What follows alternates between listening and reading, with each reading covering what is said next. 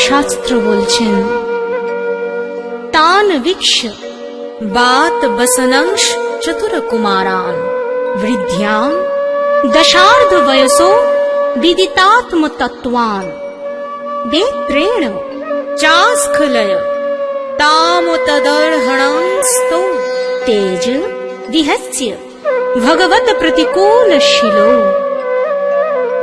পিতামহ ব্রহ্মার মানুষ পুত্র সনক, সনন্দন, সনাতন ও সনত কুমার, এই চার বাল্যখিল্য মুনি বয়সে বৃদ্ধ হলেও দেখতে 5 বছরের শিশুর মতো। পিতার আদেশে তারা বৈকুণ্ঠনাথের চরণ দর্শন করতে বৈকুণ্ঠ ধামে গিয়েছিলেন।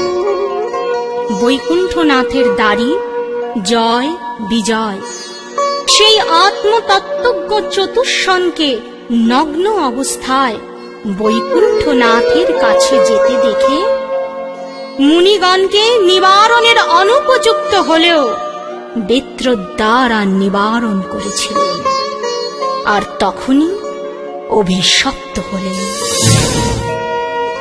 চতুষ্কুমার বললেন, তোমরা মর্তলোকে গিয়ে জন্মগ্রহণ করো। এই অবস্থায় বৈকুণ্ঠনাথ ছুটে এসেছেন। তখন জয় বিজয় নিজেদের ভুল বুঝতে পেরে তারা প্রার্থনা করতে লাগলেন, ভগবানকে ছেড়ে তারা থাকতে পারবে না। কিন্তু যা ঘটার তা তো ঘটেই গেছে। আদি ব্রহ্মজ্ঞানী সনকাদির মুখের কথা সেটা তো খণ্ডানো যাবে না। তখন কিছুটা লাঘব করার জন্য বললেন, ভগবানের শত্রু হয়ে গেলে 3 জন্মেই তাদের উদ্ধার হবে, আর ভক্ত হয়ে গেলে 7 জন্ম লাগবে। তখন শীঘ্র বৈকুণ্ঠ ধামে ফিরে আসার জন্য শত্রু হয়ে যাওয়ার কথাই মেনে নিলেন।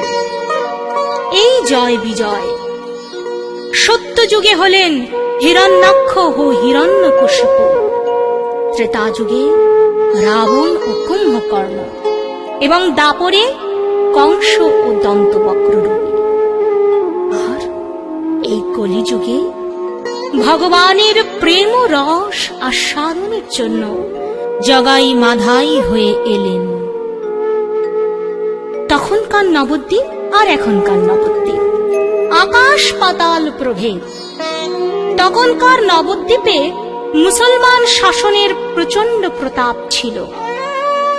ব্রাহ্মণেরা তন্ত্রমতকে বেশি প্রাধান্য দিতেন, বৈষ্ণবদের হেয় জ্ঞান করতেন। তার উপর ছিল নদিয়া নগরের কোটাল জগন্নাথ ও মাধব। তারা উৎকোচ দিয়ে নদিয়া নগরের কোটালত্ব গ্রহণ করেছিল। এই জগন্নাথ মাধব কে? তখনকার দিনে হুগলি জেলার শ্রীরামপুরের রাজা উপাধিধারী জমিদার ছিলেন রাজা শুভানন্দ রায়। এই রাজা শুভানন্দের 2 পুত্র, রাজা রঘুনন্দন রায় ও রাজা জনার্দন রায়। রাজা রঘুনন্দন রায়ের পুত্র হচ্ছেন মাধব রায়, যাকে আমরা পরবর্তীকালে মাধাই বলেছি। রাজা জনার্দন রায়ের কোনো পুত্র সন্তান ছিল না, বোনের ছেলেকে দত্তক নিয়েছিলেন। সেই পুত্রের নাম জগন্নাথ রায়, অর্থাৎ জগাই। এই জগাই মাধাই শিশুকালে পিতৃমাতৃহীন হয়ে স্নেহ কাকে বলে, মায়া কাকে বলে, ভালোবাসা কাকে বলে কিছুই জানত না। দিনের পর দিন বড় হওয়ার সাথে সাথে তারা স্বেচ্ছাচারী হয়ে উঠেছিল। ছিল বাহুবল, ছিল অর্থবল। সেই জগন্নাথ মাধব তারা নিষ্ঠুরতার চরমে পৌঁছে গিয়েছিল। কত গৃহে আগুন ধরিয়ে দিয়েছিল, কত বণিকের সর্বস্ব লুণ্ঠন করে তাদের পথের ভিখারি করে দিয়েছিল। স্নেহ, মায়া, ভালোবাসা কিছুই ছিল না, ছিল হিংসা, আসরিক প্রবৃত্তি। এমনকি নদিয়া নগরের বৈষ্ণবেরাও সবসময় তটস্থ হয়ে থাকতেন। এই হেন সময় শ্রীপাদ ঈশ্বরপুরীর কাছ থেকে দীক্ষা গ্রহণ করে গয়া তীর্থ থেকে ফিরে এসেছেন নদিয়ার চাঁদ নিমাই। নদিয়ায় যে সমস্ত বৈষ্ণবেরা ছিলেন তাদের আনন্দ আর ধরে না।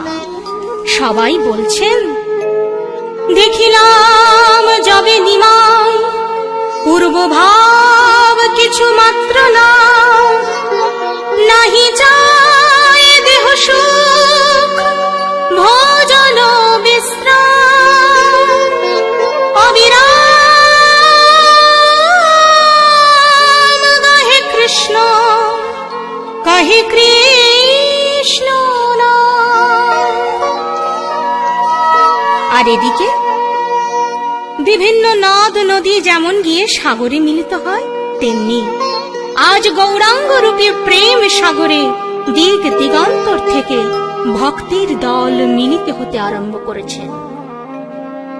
গৌরাঙ্গ প্রকাশ হল নদিয়া নগরে, রটনা হইল বার্তা দেশ দেশান্তরে। আইল ভক্তের দল গৌরাঙ্গ ভেটিতে, নরহরি সরকার এলেন শ্রীখণ্ড হইতে। আরেকজন এলেন, তিনি কে? দীর্ঘ এক স্তম্ভ কাঁধে এলো অভিরা, নদিয়ার পথে পথে চলিল শ্রীকৃষ্ণের নাম। শ্রীবাস আঙিনায় আমার গৌরসুন্দর আপন পরিকার পরিব্যাপ্ত হয়ে সদা সর্বদাই নৃত্য কীর্তনে মুখরিত।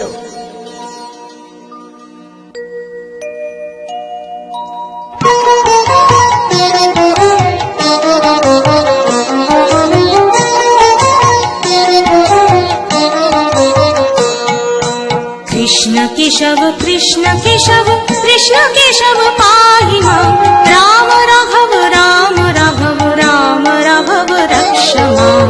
কৃষ্ণ কেশব কৃষ্ণ কেশব কৃষ্ণ কেশব পাহি মাম, রাম রাঘব রাম রাঘব রাম রাঘব রক্ষ মাম। কৃষ্ণ কেশব কৃষ্ণ কেশব কৃষ্ণ কেশব পাহি মাম, রাম রাঘব রাম রাঘব রাম রাঘব রক্ষ মাম।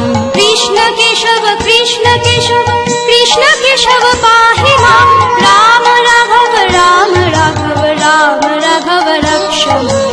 কৃষ্ণ কৃষ্ণ কৃষ্ণ কৃষ্ণ কৃষ্ণ কৃষ্ণ কৃষ্ণ হে কৃষ্ণ কৃষ্ণ কৃষ্ণ কৃষ্ণ কৃষ্ণ কৃষ্ণ কৃষ্ণ হে। গৌরহরি নৃত্য কীর্তন করছিলেন, হঠাৎ স্তব্ধ হয়ে গেলেন। তাই দেখে অভিন্ন চৈতন্য নিত্যানন্দ, মূল সংকর্ষণ তত্ত্ব নিত্যানন্দ, ধরণীধর নিত্যানন্দ, গৌরহরির প্রেমে পাগল নিত্যানন্দ, জগৎগুরু নিত্যানন্দ সবে মাত্র এসে মিলিত হয়েছেন তার প্রাণের ভাইয়ের সঙ্গে। অবধূত সন্ন্যাসী, মাথায় পাগড়ি, ঘন কুঞ্চিত কেশরাশি, একটি কর্ণে কুণ্ডল, গলায় রুদ্রাক্ষের মালা, পরনে নীল পট্টবাস, কোমরে ঝুলছে শিঙা, চরণে সোনার নূপুর। নৃত্য করতে করতে গৌরহরিকে থেমে যেতে দেখে বলছেন, এ কি গৌরহরি, বেশ তো নৃত্য করছিলে, থেমে গেলে কেন? গৌরহরি বলছেন, শ্রীপাদ, এই কৃষ্ণ নাম, এই হরি নাম অনন্ত, অসীম, বিরাট। তাকে এই শ্রীবাস আঙিনার ক্ষুদ্র গণ্ডির মধ্যে আবদ্ধ করে রাখা যায় না। এই হরি নামকে কলিহত জীবের দ্বারে দ্বারে পৌঁছে দিতে হবে। হরিনামানন্দী হরিদাস, তার যেন আনন্দ আর ধরে না। নামাচার্য, নাম সিদ্ধ ব্রহ্ম হরিদাস।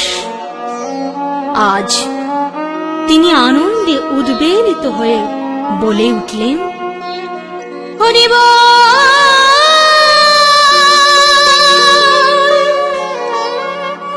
হরি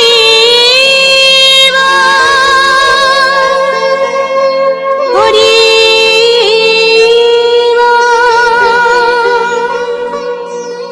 গৌরহরি হরিদাস এবং নিত্যানন্দ প্রভুকে আজ্ঞা করলেন, শুনো শুনো নিত্যানন্দ, শুনো হরিদাস, সর্বত্র আমার আজ্ঞা করহ প্রকাশ। প্রতি ঘরে ঘরে গিয়া করো এই ভিক্ষা, বল কৃষ্ণ ভজ কৃষ্ণ, করো কৃষ্ণ শিক্ষা। হরিদাস ঠাকুর হরিনাম প্রচারের আদেশ পেয়ে এতক্ষণ আনন্দিত মনে ছিলেন, কিন্তু হঠাৎ একটা ভয় পেয়ে বসল। মনে মনে ভাবছেন, গৌরহরি সঙ্গে দিয়েছেন কাকে? পাগলা নিতাইকে। ক্ষণে হাসে ক্ষণে কাঁদে আর হুঙ্কার দেয় ভাইয়া ভাইয়া বলে। বলা যায় না, এখনই হয়তো বলে বসবে, হরিদাস আমায় কাঁধে নাও। এখন এই বুড়ো বয়সে এই পাগলকে সামলাবো কেমন করে? উপায় নেই, গৌরহরির আদেশ পালন তো করতেই হবে। হরিদাস ঠাকুর নাম করতে করতে চলেছেন, আর নিত্যানন্দ প্রভু পিছনে পিছনে চলেছেন। ভজ শ্রী কৃষ্ণ, কহ শ্রী কৃষ্ণ, লহ শ্রী কৃষ্ণের নাম রে। যে জনা শ্রী কৃষ্ণ ভজে, সে হয় আমার প্রাণ রে। ভজ শ্রী কৃষ্ণ, কহ শ্রী কৃষ্ণ, লহ শ্রী কৃষ্ণের নাম রে। যে জনা শ্রী কৃষ্ণ ভজে, সে হয় আমার প্রাণ রে। ভজ শ্রী কৃষ্ণ, কহ শ্রী কৃষ্ণ, লহ শ্রী কৃষ্ণের নাম রে। হঠাৎ হরিদাস ঠাকুর লক্ষ্য করলেন, পিছন থেকে কোনো শব্দ শোনা যাচ্ছে না। মুখ ফিরিয়ে দেখলেন, গৌরহরির প্রেমে পাগল নিত্যানন্দ আপন মনে নেচে চলেছে, মুখে কোনো নাম নেই। তখন হরিদাস ঠাকুর বলছেন, এ কি নিতাই চাঁদ, তখন থেকে যে নেচে চলেছ, নাম করো। নিত্যানন্দ প্রভু বলছেন, কে বললে আমি নাম করছি না? নাম তো করছি। শুনবে শুনবে হরিদাস, আমি কি নাম করছি শুনবে? তবে শোনো। ভজ গৌরাঙ্গ, কহ গৌরাঙ্গ, লহ গৌরাঙ্গের নাম রে। যে জনা গৌরাঙ্গ ভজে, সে হয় আমার প্রাণ রে। ভজ গৌরাঙ্গ, কহ গৌরাঙ্গ, লহ গৌরাঙ্গের নাম রে। যে জনা গৌরাঙ্গ ভজে, সে হয় আমার প্রাণ রে। ভজ গৌরাঙ্গ, কহ গৌরাঙ্গ, লহ গৌরাঙ্গের নাম রে। হরিদাস ঠাকুরের দুই নয়নে ধারা বইছে, বলছেন, সার্থক তুমি নিত্যানন্দ, ধন্য তুমি, ধন্য এই নবদ্বীপ, আর ধন্য আমি। নিতাই চাঁদ, তুমি আমায় জন্ম জন্মান্তর পুরস্কারের মতো কিনে নিলে। নিত্যানন্দ এবং হরিদাস ঠাকুর নাম প্রচার করতে করতে চলেছে। এমন সময় এক পথিক দূর থেকে দেখছে এক বাবাজি আর এক সন্ন্যাসী সাক্ষাৎ যমের দক্ষিণ দুয়ারের দিকে আসছে। মনে মনে ভাবছে, এদিকে কোথায় আসছে? এদিকে তো জগাই মাধাই শিবির স্থাপন করেছে। দেখতে পেলে মেরে ধরে হাড় গোড় একেবারে ভেঙে রেখে দেবে। সেই পথিক চিৎকার করে ডেকে সাবধান করে দিচ্ছে, আরে ও সন্ন্যাসী, ও বাবাজি, কে হেতু চলায় পথে যাবে কোনঠায়, জানো নয় পথে আছে জগাই মাধাই। জগাই মাধাই দোহে বড়ই পাষণ্ড, এখনই ধরিবে তোমাদের কি করিবে কাণ্ড। নিত্যানন্দ প্রভু হো হো করে হেসে বলছেন, কি আর করিবে কাণ্ড, আমরা বৈষ্ণব নিঃস্ব, কি আর লইবে কে রে, ধরে যদি ভুল করে শেষে দেবে ছেড়ে। ওই গৌর নামটি পেয়ে হরিদাস ঠাকুর জগাই মাধাইয়ের কথা ভুলেই গিয়েছিলেন। পথিক স্মরণ করিয়ে দেওয়ার সঙ্গে সঙ্গে বলছেন, নিতাই চাঁদ, ও নিতাই চাঁদ, ওদিকে যেও না, ওদিকে যেও না। তখন নিত্যানন্দ প্রভু বলছেন, কেন কেন হরিদাস? আরে বুঝি মনে পড়িতেছে কাজের প্রহার, বুঝি মনে পড়িতেছে কাজের প্রহার, মস্তক দেখিয়া তোমার কাঁপিতেছে হাড়, মস্তক দেখিয়া তোমার কাঁপিতেছে হাড়। হরিদাস ঠাকুরের নয়নে জল। কি বললে? মারের ভয় আমি জগাই মাধাইয়ের কাছে যেতে চাইছি না। শোনো শোনো শ্রীপাদ, মারের ভয় আমি হরিদাস করি না। তুমি জানো না শ্রীপাদ, ওরা কত বড় পাষণ্ড। উহারে না করি আমি এই মাত্র ভয়, উহারে না করি আমি এই মাত্র ভয়, মদ্য মুখে ঢালি পাছে জ্ঞান ধর্ম লয়, মদ্য মুখে ঢালি পাছে জ্ঞান ধর্ম লয়। নিত্যানন্দ প্রভু বলছেন, কি বললে? ওরা জোর করে মদ্য ঢেলে দেবে?